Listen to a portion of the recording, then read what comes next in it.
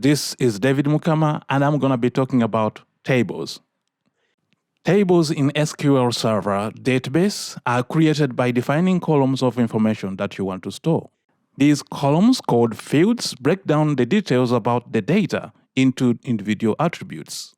For instance, in a table that you will store customer contact information, you would have separate columns to store each customer's first and last name, their address, city, and state.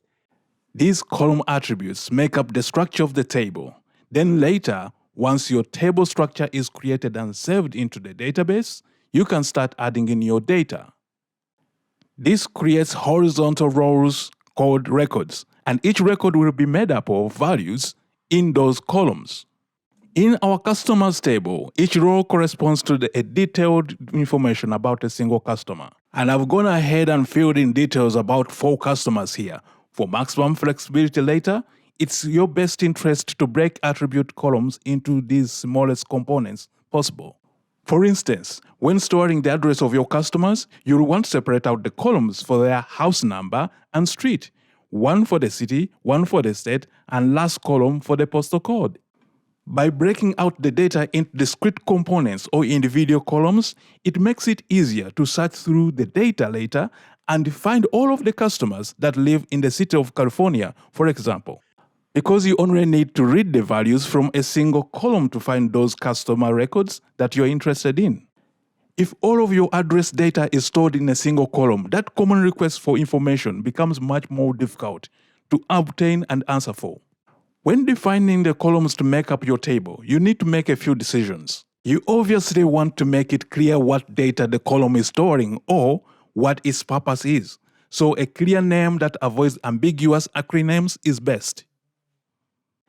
It's typically a good idea to avoid spaces or special characters in your column names, as these unusual characters can cause unexpected problems or conflicts behind the scenes. Finally, pick a capitalization system that you can apply consistently across all of the tables that you will create in your database. If you want to use all capital letters or all lowercase letters or just initial capital letters, that's all fine. Just be deliberate and make a choice that you can stick with. I prefer use a formatting technique called Pascal case, where the first letter of compound words are capitalized and multiple words are pushed together with no spaces. But feel free to make a different choice if you prefer. Next, I always tell SQL Server instance what type of data the column will store. Is the data going to be text, or a number, or a date, or latitude or longitude coordinates? The more SQL Server knows about the type of data each column will contain, the better job it can do in storing and retrieving that data efficiently. And the data types that SQL Server allows you to choose from can get very specific. If you're storing text, SQL Server wants to know how much text and how many characters. And will there be standard Latin characters, or there will potentially be characters from other languages found in the extended Unicode character set? If you're storing numbers, will there always be whole numbers or integers, or will they need to be stored as fractional numbers that include a decimal point? Will there possibly be a range of values that's very small, say between 0 and 255, or will you need to be able to store numbers up in billions? In order to create a table in SQL Server, you're going to need to make a decision here.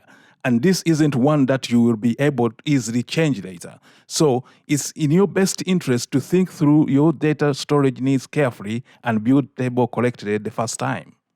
And finally, the last piece of information that SQL Server needs to know about your table's columns is whether it will be acceptable for a value to be left blank when entering new records. If you want to make a piece of information required before the record will be saved to a database, then in SQL Server's terminology, you do not want to allow nulls. A null value is any piece of information that is blank or unknown. By allowing nulls in a column, you are saying it's okay to skip this piece of information when entering a record.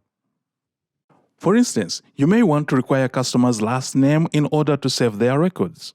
So that column would not allow null values. But their first name is an optional piece of information that you do not require. The first name column would then be set up to allow null values for that customer. for any customer that does not want to supply their first name. There are additional properties that we can assign to each column of a data table, but those three, the name, data type, and whether the null values will be allowed, are what you need. I'm David Mukama, and I request whoever has a job of a SQL server, I'm ready and unemployed.